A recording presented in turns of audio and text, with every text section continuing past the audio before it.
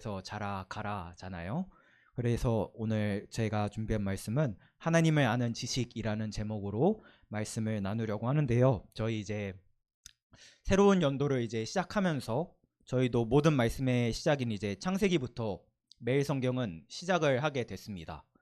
이제 창세기부터 시작하게 돼서 교회 다니면서 이제 창세기의 천지 창조부터 뭐 에덴 동산 이야기는 우리가 솔직히 말해서 이제 100독은 넘게 했을 겁니다. 창세기 이야기만 해도 100독은 넘게 읽었을 거예요. 뭐 마태복음, 요한복음 이런 데는 아니더라도 창세기는 100번은 넘게 저희가 봤을 거거든요. 그러면서 이제 저도 자연스럽게 든 생각은 이 창조의 이야기 속에서 하나님께서 숨겨놓은 이야기가 없으실까 하는 생각이 굉장히 많이 들었습니다.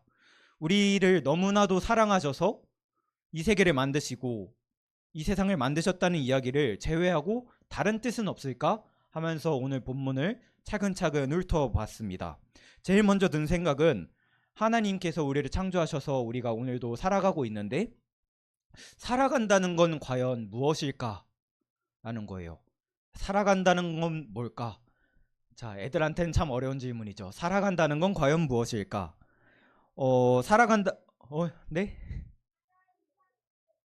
그쵸. 살아있는 건, 네, 살아간다는 건 살아있는 거죠. 네, 맞아요. 1차원적인 질문이에요. 한 다리 건너서. 네. 살아간다는 건 이제 자신의 존재 의미를 찾는 거를 살아간다라고 표현을 합니다. 2026년에 저희가 존재 의미를 하나하나씩 찾아가 봐야 할 겁니다. 저희의 존재 의미는 과연 무엇인가요? 제 존재 의미를 찾아봤었을 때 설교를 쓰면서 이제 재물과 쾌락과 미래의 모든 것들을 더 우선시하다는 것을 제가 발견을 했어요. 아까 전에도 하면서 이제 위에서 주식 얘기를 듣고 이 주식 넣어야 되나?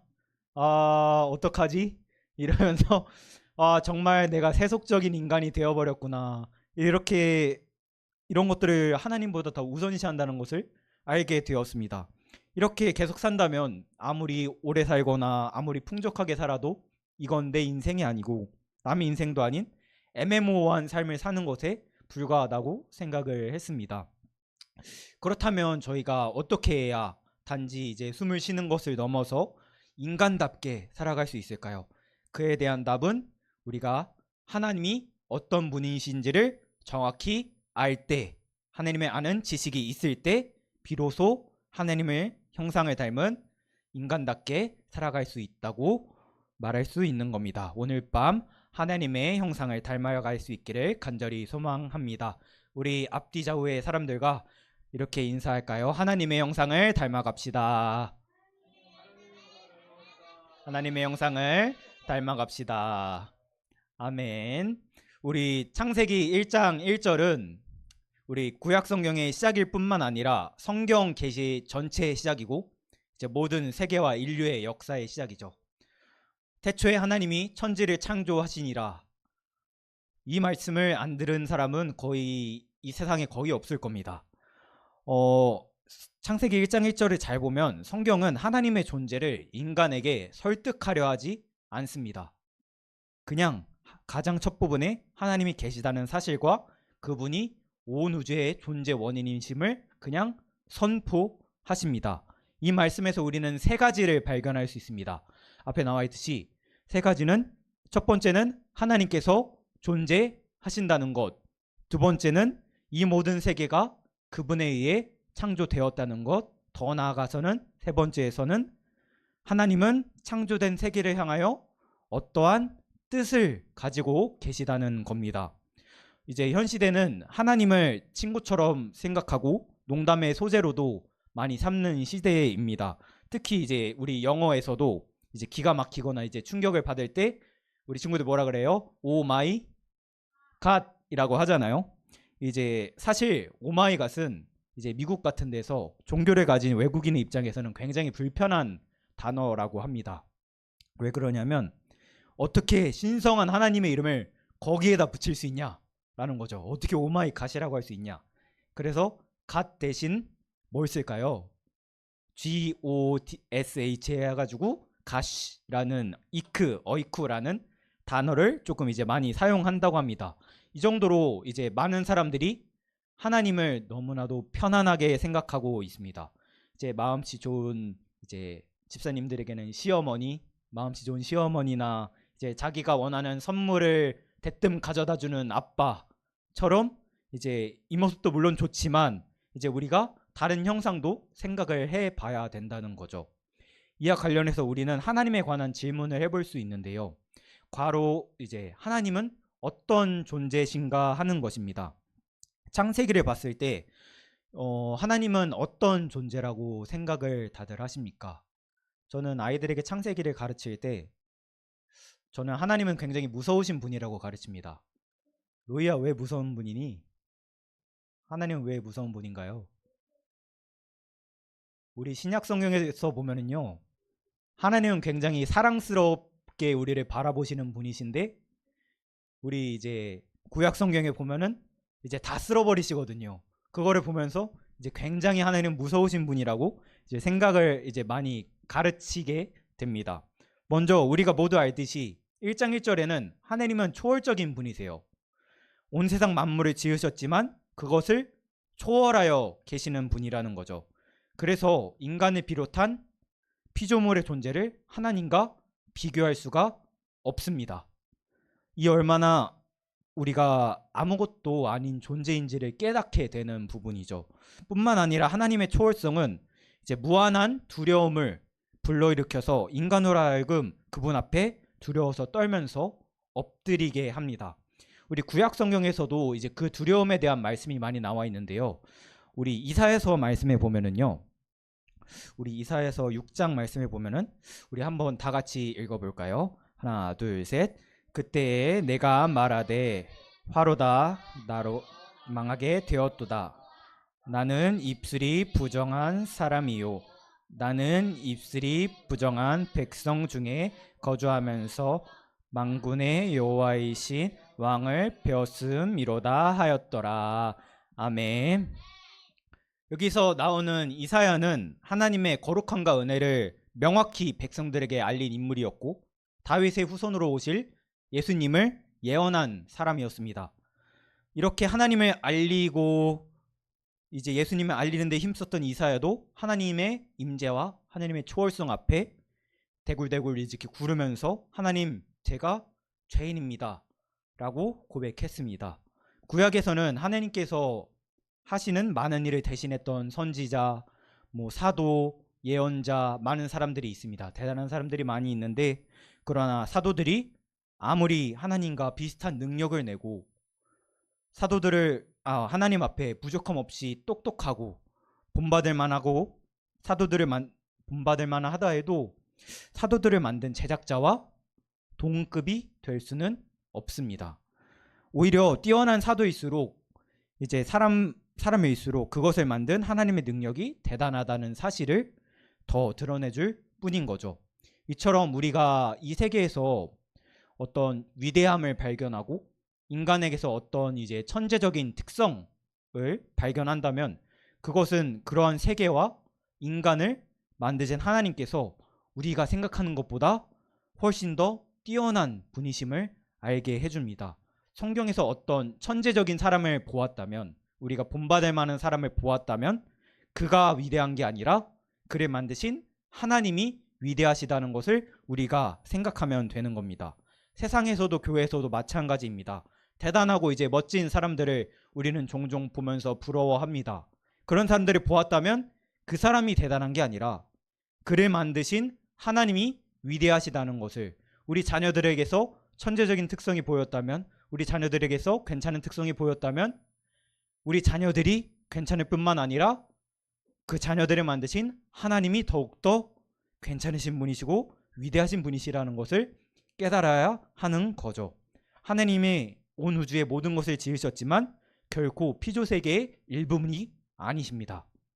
동시에 피조물 역시 하나님의 일부가 될 수 없습니다. 이것이 바로 피조물과 비교될 수 없는 하나님의 초월성인 것이죠.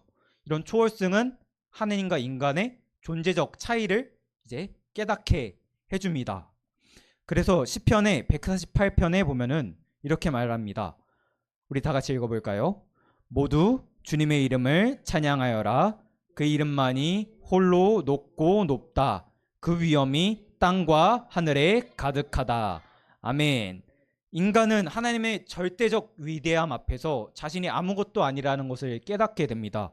이러한 존재적 격차는 인간에게 두려움을 불러일으키기도 하고 주님 앞에 엎드리게 하고, 이때 우리는 하나님을 향한 경외심을 느끼게 되는데, 이러한 초월성이 있다면 경외심을 느끼게 되는 다른 요소에는 하나님의 완전성이 있습니다.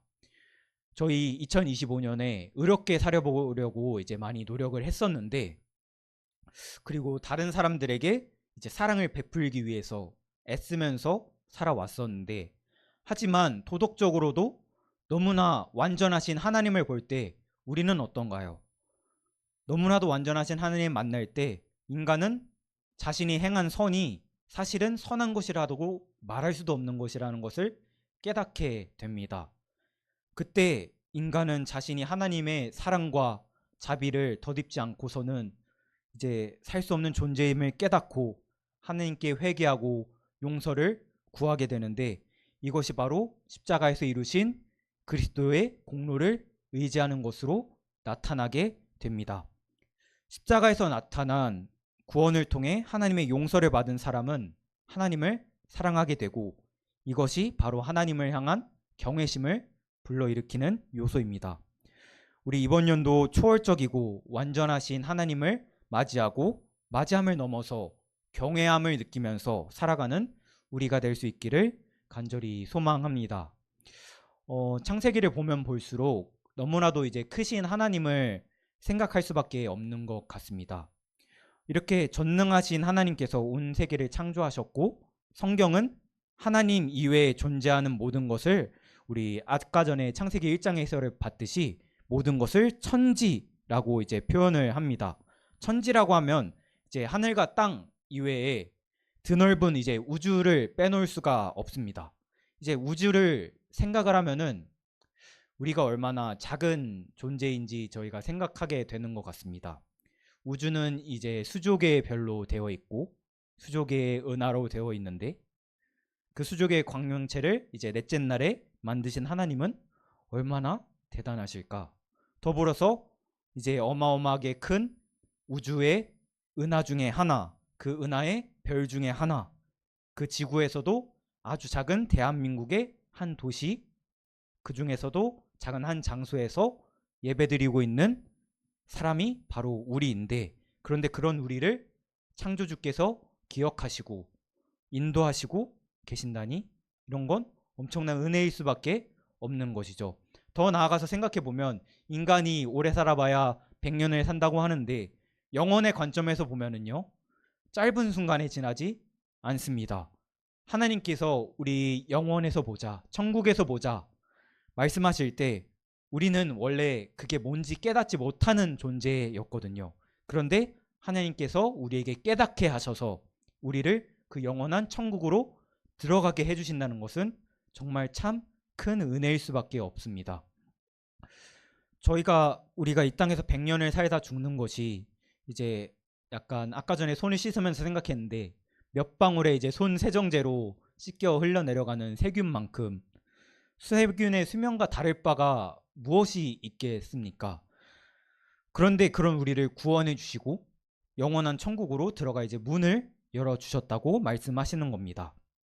우리 창세기 1장에서 1장 1절에서 3절을 다시 한번 보면은요, 이렇게 끝없는 공간과 시간이 하나님에 의해서 만들어졌다는 겁니다. 하나님께서는 여러 번 실험하고 도전한 끝에 만드신 것이 아니라 말씀 한마디로 온 우주를 만드셨습니다. 그리고 지금도 온 우주를, 이 세계를 붙들고 계시다는 거죠. 우리가 예배드릴 때 우리의 예배를 받으시고, 우리가 세상에서 어려움으로 괴로워할 때 우리와 함께 하시는 분이십니다. 또한 우리의 작은 신음에도 응답하시고요, 우리가 아파할 때 함께 아파하시는 아버지이십니다. 이렇게 우리가 온 우주에 가득 찬 하나님의 존재 증거를 우리가 다 알매도 불구하고 온전치 깨닫지 못할 때가 있습니다. 그 이유가 무엇이 있냐면 바로 인간에게는 이제 지성의 한계가 있다는 것입니다. 우리 지식의 한계가 있다는 것, 우리가 표어처럼 하나님을 아는 지식이 부족하다는 것이죠. 이 지식의 한계 때문에 많은 사람들은요, 하나님께서 살아계시고 이 모든 세계가 그분으로부터 창조된 것을 모릅니다. 왜냐하면 인간의 지성은 이 세계에 익숙해진 방식으로 하나님의 존재를 찾으려고 하기 때문입니다. 이런 세상의 방식으로 하나님의 존재를 찾으려고 하기 때문에 많은 사람들이 하나님의 존재를 믿지 않습니다. 변하지 않는 하나님이 아닌 항상 변하는 세상의 방식을 믿기 때문에 변하지 않는 하나님이 아닌, 아까 전에 보면은 항상 요동씨는 주식 그래프를 보는 것처럼 저희가 이제 세상의 방식을, 변화하는 세상의 방식을 믿기 때문에 그분의 성품을 알려고 하지 않고 그분의 성품에 대한 지식이 없기 때문에 자신의 인생을 그분께 맡기려 하지 않는 것이죠. 그래서 자신의 힘으로 자신의 인생을 감당하려 하지만 저희가 고통만 올 뿐인 겁니다. 아까 전에 불렀던 찬양 중에 제가 좋아하는 찬양이거든요. 예수를 함께 하시네 찬양에 이제 처음에 고단한 인생길이라고 나오잖아요. 저는 이 찬양을 보면 고단한 인생길밖에 떠오르지가 않습니다. 이 찬양의 다른 가사도 다 좋은데 고단한 인생길, 오늘도 고단하네 이렇게부터 시작하게 되는데, 이 인생의 모든 고통은 바로 하나님에 대한 무지에서부터 시작됩니다. 그런데 문제는 이 세상에서 발생하지만 그에 대한 대답은 어디에 있을까요? 바로 하나님께 있다는 것이죠. 땅은 우리에게 끊임없이 질문을 던집니다. 하지만 결국 해답은 하나님께 있고 영원한 천국에 있다는 것이죠. 이 모든 것이 하나님께로부터, 이 천지 만물이 하나님께로부터 왔기 때문입니다. 인류 역사에 존재했던 모든 왕들과 모든 대단했던 사람들의 위엄을 합칠지라도 하나님의 발 아래 먼지만도 미치지 못할 만큼 엄청난 위엄과 영광의 하나님께서 분명히 존재하십니다. 그런데 그분의 존재는 우리의 상관이 있으며 하나님께서는 창조세계와 깊이 관계를 맺고 계십니다. 특별히 인간의 세계에서 역사하시며 목적을 향하여 나아가도록 인도하십니다. 이 말이 뭐냐면 하나님은 우리 각자의 삶에 지대한 관심을 가지고 계시다는 것이죠. 우리가 어디 살아야 할지, 무엇을 해야 할지, 어느 학교에 가야 할지 관심을 기울이십니다. 내 자녀가 어느 학교에 가야 할지에 대해서도 하나님께서는 뜻을 가지고 계십니다. 어떤 일로 하나님과 이웃을 섬기며 살아야 할지에 대해서도 하나님께서는 하나님의 섭리 속에서 우리를 향한 뜻을 가지고 계십니다. 우리가 경험하는 수많은 사람들과의 만남들, 그 안에서 누리는 즐거움과 한숨까지도 다 알고 계시고, 우리가 당하는 고통과 괴로움, 그 작은 신음에도 귀를 기울이시는 분이십니다. 그래서 우리의 가장 큰 의무는 하나님을 알아야 하는 거죠. 그래서 호세아서에서는 이렇게 말씀합니다. 저희 다 같이 읽도록 하겠습니다. 그러므로 우리가 여호와를 알자, 힘써 여호와를 알자. 그의 나타나심은 새벽 빛같이 어김없나니 비와 같이 땅을 적시는 늦은 비와 같이 우리에게 임하시리라. 아멘. 그렇다면 우리가 회개해야 할 가장 큰 잘못이 무엇이겠습니까? 바로 우리 삶에서 하나님을 알기를 게을리한 것이죠. 하나님께 무지했던 것입니다. 이 땅의 것들이 우리를 행복하게 하는 것이 아니라 이 세계를 초월하시는 하느님과 맺은 관계가 우리를 행복하게 합니다. 그러므로 하나님을 알기 위해서 애쓰고 노력해야 되는 것이죠. 우리 말씀을 마무리합니다. 성경을 보면요, 탁월한 열정과 열심을 가졌던 사람들이 굉장히 많습니다. 마음속에는 저희 한 명씩 다 품고 계실 겁니다. 이런 사람들이 굉장히 대단했다. 저는 개인적으로 바울을 좀 많이 보는 것 같습니다. 바울에 관한 것들을 굉장히 많이 보는 것 같은데, 그가 했던 것들을 보면은 그가 항상 감옥에 갇혀 있다는 것에서 저는 항상 꽂히는 것 같습니다. 어떻게 감옥에 갇히면서도, 주일에서도 말했을지 감옥에 갇히면서도 기뻐할 수 있었을까? 그것을 항상 기억하는 것 같습니다. 이러한 탁월한 열정과 열심을 가졌던 사람들이 있었는데 그들을 보면은 어두운 시대에 하나님의 진리의 말씀을 외쳤고 따돌림을 받아도 그들은 하나님의 편에 섰습니다. 사람들의 도움이 아니라 전능하신 하나님 한 분만 바라봤다는 거죠. 환경이 그들을 도와주지 않아도 그들은 의연하게 그냥 서서 어두운 시대를 헤쳐나갔습니다. 자신이 옳다고 믿는 믿음을 따라서 목숨을 버렸으며 자신의 사역을 완수하기 위해서 모든 것을 바쳤습니다. 그렇기 때문에 그들을 세상이 감당하지 못하는 사람들이라고 아직까지도 전해주고 계시는 것이죠.